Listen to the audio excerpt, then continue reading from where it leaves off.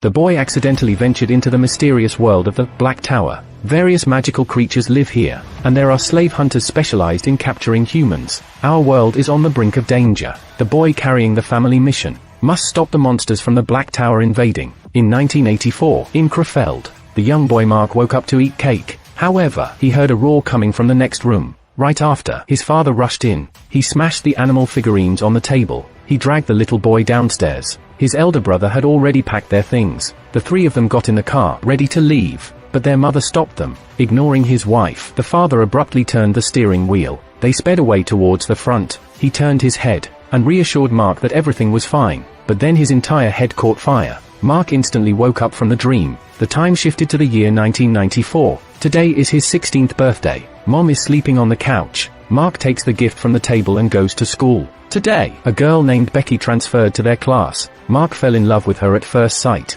However, love is something that takes time. After school, Mark's brother Thomas comes to pick him up. Thomas runs a record store. He doesn't live at home, because he doesn't get along with their mom. Thomas opens the office's safe. He hands the prepared gift to Mark. Inside is a huge book called Chronicle. It's a tradition in Mark's family. Every boy receives this book when they turn 16. They sign their name on it, and then they begin to explore a world called the Black Tower. However, Mark doesn't believe in its existence. His brother isn't angry. He asks him to sign it. Mark swiftly writes his name. Suddenly, he feels a wave of dizziness. After dinner, Mark goes upstairs to read the Chronicle. It records many magical creatures, and a cross-section of the entire Black Tower. This world is divided into 4 layers. They are the bottommost, Matenga, Swamp, and Sky layers respectively. After flipping through it for a while, he feels overwhelmed, so he closes the book. Unexpectedly, the scene changes as soon as he stands up. Footsteps can be heard from a distance. Mark hides in the dark. A horned monster approaches. It's chewing on something it caught. In his attempt to escape, Mark falls into a deep pit.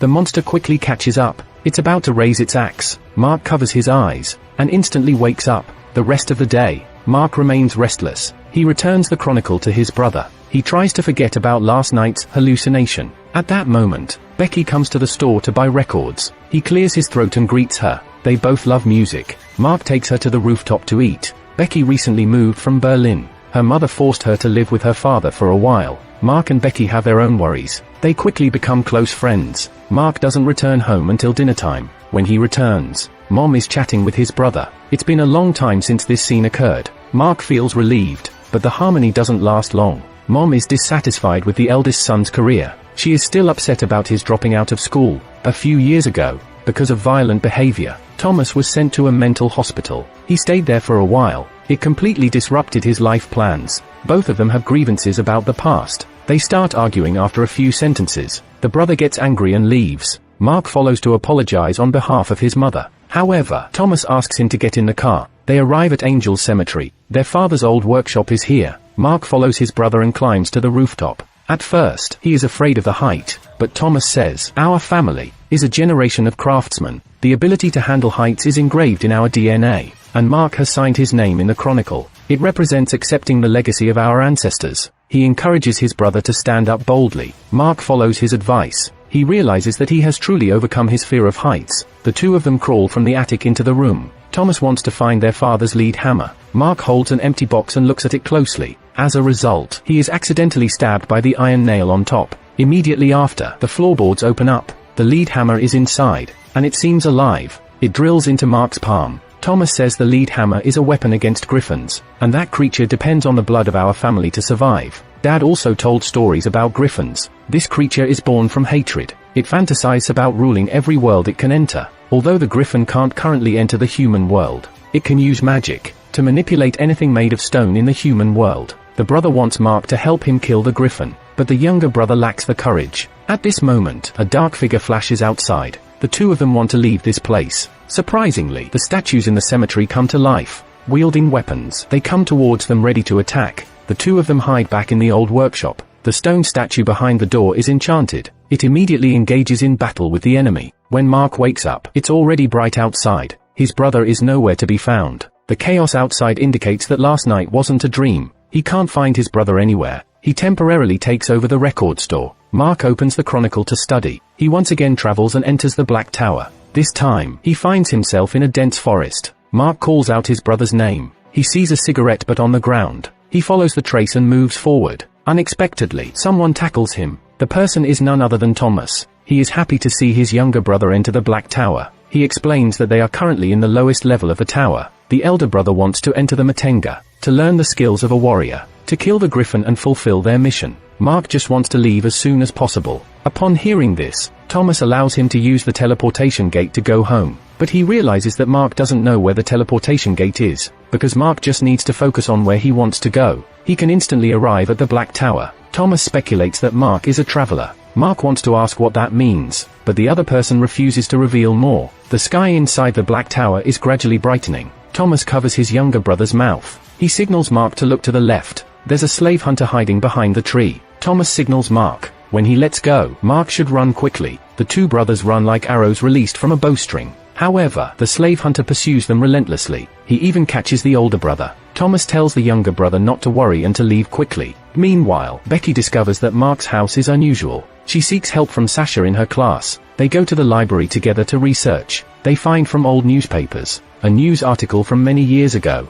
It states that Mark's dad took both sons to the stonemason workshop and intentionally set fire to commit suicide. Fortunately, the police arrived at the scene in time. The two children didn't have any accidents, but their father died. Becky feels upset in her heart. She decides to go to the store to find Mark. The shopkeeper, Memo, says that he's not there. He asks Becky to wait in the office. Because of this, the girl sees the book on the table. On the other side, Mark is still evading the hunter. He silently prays in his mind to return to reality. He successfully enters the office. He throws a stone at the person in front of him. As a result, he accidentally injures Becky. Memo rushes over when he hears the sound. Neither of them can understand how Mark suddenly appeared in the office. At this point, he can only confess the existence of the Black Tower. Memo thinks Mark is talking nonsense. In order to prove himself, he takes both of them to find evidence. The three of them arrive at the old workshop. They look inside through the attic. Mark realizes that the scene he saw that night is gone. Memo and Becky feel that he should see a psychologist. The three of them part ways unhappily. Mark angrily punches the statue.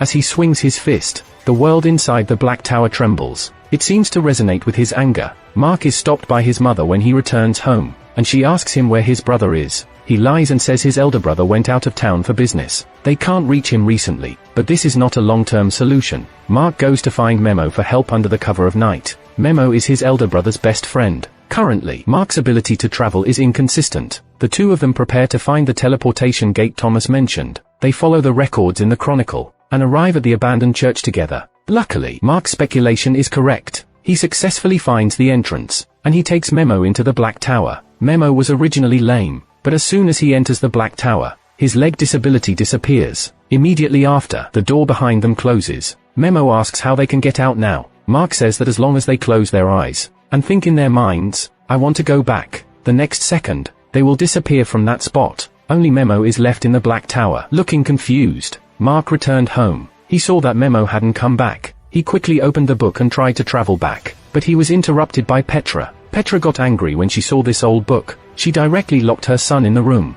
Mark couldn't control his anger. He started pounding on the door frantically. The Black Tower trembled along with his emotions. Finally, Mark pressed his hand against a thumbtack. Using the intense pain, he calmed down. The next day, Petra came to open the door. Mark hurried to the church to open the teleportation gate. Memo left a message on the ground. He told Mark that he hadn't gone far. Mark didn't act rashly. He first went back to the store to pack his things, and wrote down the way to enter the Black Tower. Once he was prepared, he went to apologize to Becky for what happened yesterday. They successfully reconciled. He handed over the written note and the chronicle to her. If he couldn't save Memo himself, Mark hoped Becky could give these things to Petra. After preparing everything, he entered the Black Tower. Memo disappeared, and Mark didn't know where he went. Following his instincts, Mark climbed higher. He placed the speakers on a hill and played music. He didn't wait for Memo. The hunters nearby were the first to discover the music. Led by Fendia, the slave hunters were searching for the perfect human, intending to offer them to the father. So, they were hunting those who appeared from the Black Tower. Several hunters immediately headed towards the music.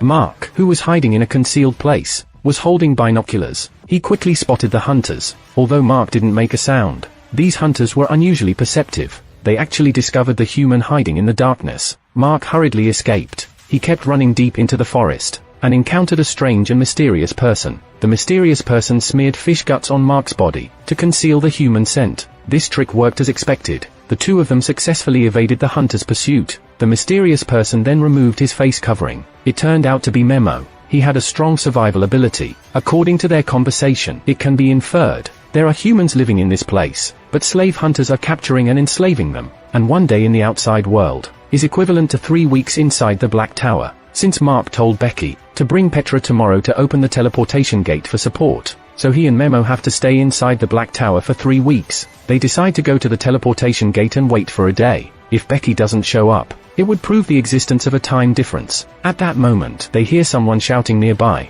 The two of them bend over and climb up the hill. They discover the hunters enslaving humans, commanding humans to move giant rocks. Mark sees his brother among the slaves. Memo wants to rescue him, but it exposes their position. Seeing the slave hunters about to catch up, the two of them quickly escape. After a tense chase, they are cornered on a cliff. In a critical moment, Mark remembers his father's words. He grabs Memo and jumps off the cliff. He focuses his thoughts on returning to reality. The two of them end up in Mark's bedroom. On the other side, Becky finds a trusted friend, preparing to conduct an experiment with her, to see if what Mark said about the Black Tower is true. There is a dried flower attached to the chronicle. The note states that dripping water on it will revive it and release the monster, Night Terror. Sprinkling salt on it will eliminate the monster. Becky follows the instructions, but the dried flower shows no reaction. But Becky refuses to give up. She wants to try if she can open the teleportation gate. Mike, the good friend, feels speechless. He casually puts the dried flower into a glass of water. Shortly after, the three of them arrive at the church. Becky triggers the mechanism as instructed.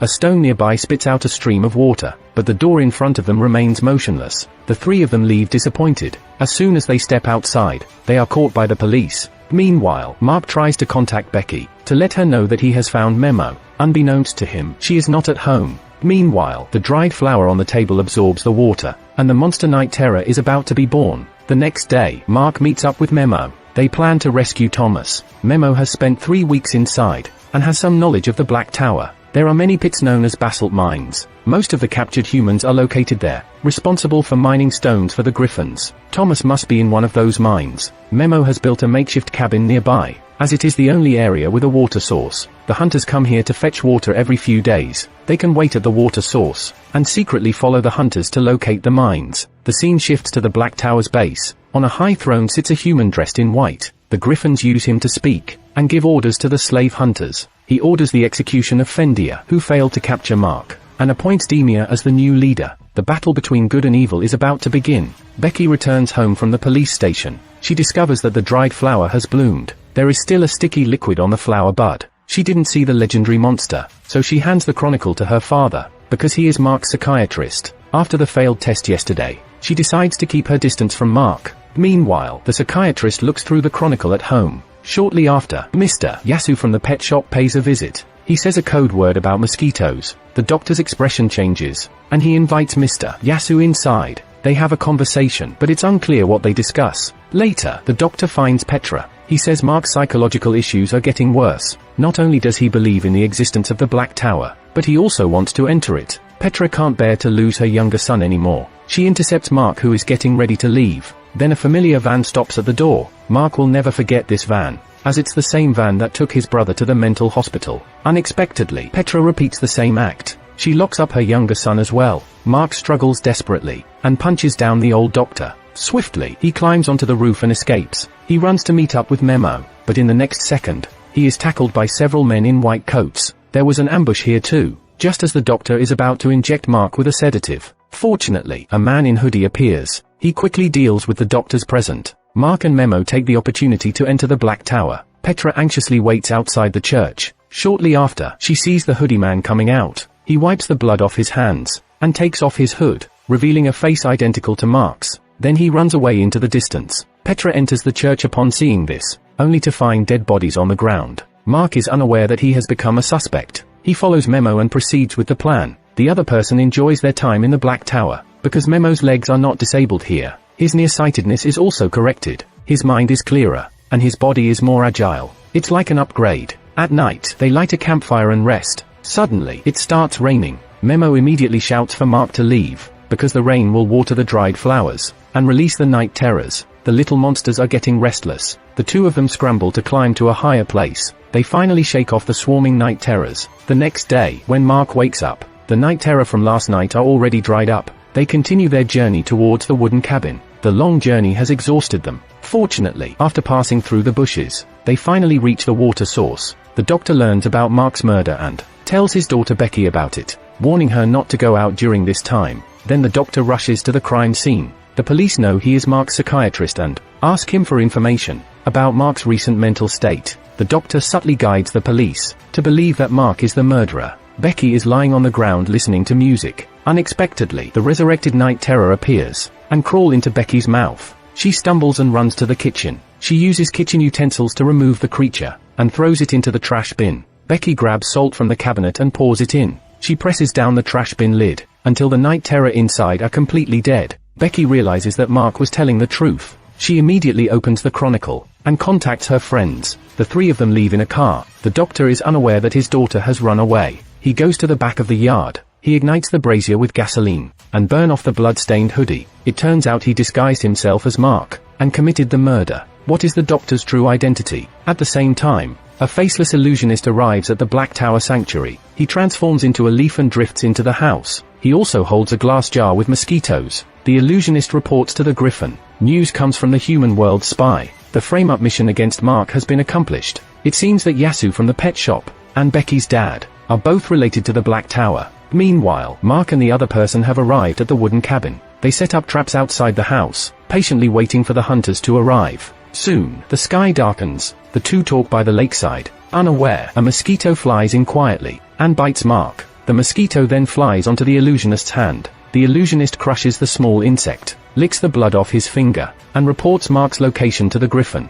as well as the entire rescue plan. The illusionist only needs a drop of blood to obtain so much information. It seems that Mark's goal to save his brother is not so easily achieved. The Griffin instructs the illusionist to guard Mark. Soon, a gust of wind blows into the cabin. Mark wakes up to find his backpack empty. He asks Memo what happened. Memo says it might be done by animals. They don't think much of it. As the sky grows darker, the hunter group doesn't show up. Mark wants to make use of this time to understand the technique of teleportation. He tries many times and finally finds a clue. Travelers don't need external objects to teleport. They only need to clear their mind to teleport instantly. But he cannot teleport within the same world. He can only jump between two worlds. Mark practices continuously to adapt quickly. Exhausted, he falls asleep at night, but he hears a faint noise outside. Mark goes out to investigate. To his surprise, he sees his father's figure. He knows that person is not his father. He hurriedly runs back to the wooden cabin. He grabs a thumbtack and holds it in his palm. It takes a lot of effort to regain composure.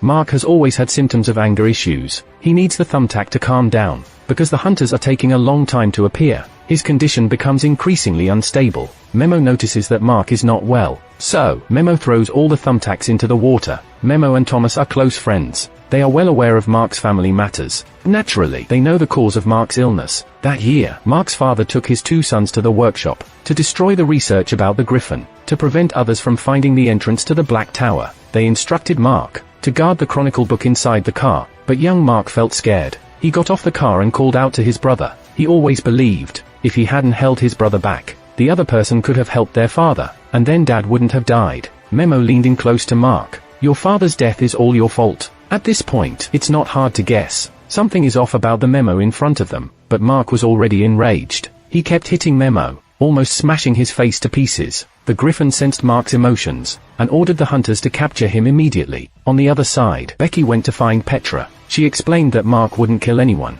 There must be a misunderstanding. But Petra didn't believe in the existence of the Black Tower, and she saw with her own eyes Mark leaving the crime scene. The sheriff nearby was curious. He asked Becky why she was so certain that person wasn't Mark. In response, she pulled out a stack of documents, explaining that all the people from Mark's family had mysteriously disappeared, and the final place they vanished was the church. If that place truly led to the Black Tower, it meant that the creatures in the book were real. There must be something. Intentionally framing Mark for murder. The doctor noticed Becky wasn't in the room. He dragged the vacuum cleaner to clean her bedroom. Then he picked up the dust and tasted it, reliving Becky's day in his mind. The doctor angrily got in the car, preparing to capture Becky, his emotions spiraling out of control, revealing his true form. It turns out the doctor is an illusionist. Meanwhile, Becky, Petra, and the sheriff arrived at the party hosted by Mike. Becky wanted to retrieve the chronicle she had left there, but someone had soaked the book in beer. Becky flipped open the pages, and saw dried flowers blooming. She picked up the tequila salt, and followed the traces on the ground. But the night terrors had already started their move, and they bit Mike's friend to death. Becky bravely moved forward. She saw the body of the other person. She immediately went to find the sheriff for help, but she was hypnotized by the doctor who arrived. Fortunately, the sheriff quickly realized something was wrong, because a corpse fell in front of him. The entire party descended into chaos. The night terrors grew in size as they devoured several people. The sheriff shot at the creature, but the monster had thick skin and flesh. He was quickly overwhelmed and knocked down. Petra grabbed a handgun and fought back. Her wrist almost went numb, but she finally managed to kill the night terror. The doctor hurried over. He turned the night terror into a brown bear, erasing everyone's memories, using this to cover up the existence of the creatures from the Black Tower. In the Black Tower, Memo returned from chopping firewood. He saw Mark beating someone by the shore. As he approached, Memo realized that the person on the ground had the same face as his own. Memo wanted to reach out and touch, but the person turned into sand. Then a series of footprints appeared on the ground. Memo grabbed a harpoon and threw it, successfully knocking out the illusionist. They tied the illusionist to a wooden chair. The illusionist transformed into the two men's father, attempting to confuse Memo's mind. Mark brought a torch and lit it, placing it under the illusionist to roast him. They interrogated the illusionist, demanding to know who he really was. Finally, the illusionist revealed his true form. He explained that he could read people's thoughts, and transform into various forms at will. The Griffins sent him to provoke Mark, because they fed on his anger. Mark finally realized that the Griffins didn't want his blood. They wanted his anger and hatred. Mark quickly took Memo and left. When the hunters arrived at the scene, the two were already gone without a trace. They could only return to the mine first. Mark and Memo were secretly following from the shadows. The two of them successfully found the mine. However, this was all part of the Griffins' plan. Mine owner Sam had already received the message. Mark would definitely follow the hunters. Their task was to guard the mine. Just then, music sounded from the hillside. Mark intended to use it to find his brother. Thomas heard the familiar song, and immediately raised his hand for help, but the hunter rushed over and knocked him out. He dragged Thomas into the mine. Since Mark already knew his brother's location, he decided to act after dark. The book mentioned that hunters have poor night vision. Soon, night fell. Mark traveled to the human world, and then jumped into the mine. Meanwhile, Memo attracted the hunters' attention outside. The plan went smoothly. Mark sneaked into the cave and rescued Thomas. A wooden barrier trapped the two of them. Mark held his brother's hand, preparing to teleport, but suddenly his ability failed. Thomas smelled the stains on his hand, and recognized it as a special asphalt mud that inhibits the abilities of illusionists and travelers. Mark fell into the trap and couldn't teleport freely. Thomas took the opportunity to explain to his brother that the Griffins wanted to take away his teleportation ability and invade the human world. Upon hearing this, Mark took the lead hammer from his brother's hand and threw it forcefully at the wall. He successfully created a large hole and escaped the mine with his brother. Thomas said the lead hammer was also a key that could open a portal from the Black Tower. The two of them had to cross the desert to return. Just then, Memo's voice sounded, warning them to be careful behind them. Upon hearing this, Mark threw the lead hammer, instantly pinning the slave hunter to death. The next moment, Memo collapsed to the ground. His strength had reached its limit. The two brothers quickly left with Memo. Upon learning that Mark had escaped, the Griffins finally gave up controlling the puppets, and revealed their true forms. It spread its wings and flew to the lower world. Meanwhile, Thomas drove the carriage and hurried on the road. They arrived at the portal before dawn. Unexpectedly, the two brothers quarreled during the critical moment. Due to a dispute over ownership of the lead hammer, Thomas knocked out Mark and intended to use the key himself, but he couldn't make the lead hammer release its energy. At that moment, a voice came from the sky. The Griffin threw the puppet to the ground.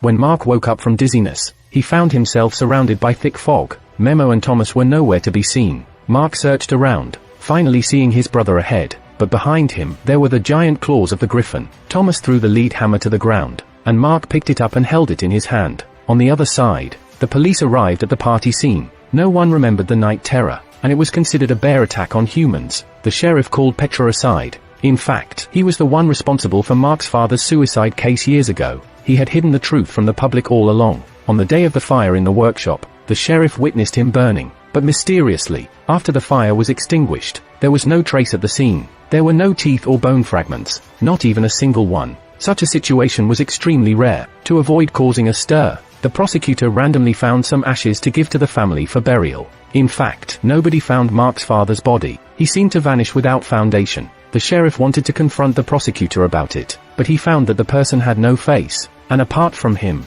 no colleague realized something was wrong. Over time, the sheriff even thought it was a hallucination, until Becky mentioned the existence of the Black Tower. That's when he realized the events from years ago might not be so simple. Today's bear attack is also suspicious. Such cases have never occurred in the town before. After hearing this, Petra's conviction wavered. Perhaps the Black Tower truly exists. Becky mentioned in order to open the portal, both Petra and the Chronicle book must be present. The two of them need to go to the doctor's house to get the book. At that moment, Becky forgot about what had just happened. The doctor lied, claiming she fainted at the party, and then turned on the television. It was reporting the circus bear escaping and attacking people at the party. Although Becky doesn't remember what happened at the party, but she has an intuition that it is related to the griffin. However, the doctor forbids Becky from going out, and doesn't allow her to continue touching the Chronicle book. The sheriff and Petra rush over. Ignoring the doctor's objections, they take Becky away. The three of them try again in front of the portal, but the decryption method on the note doesn't work.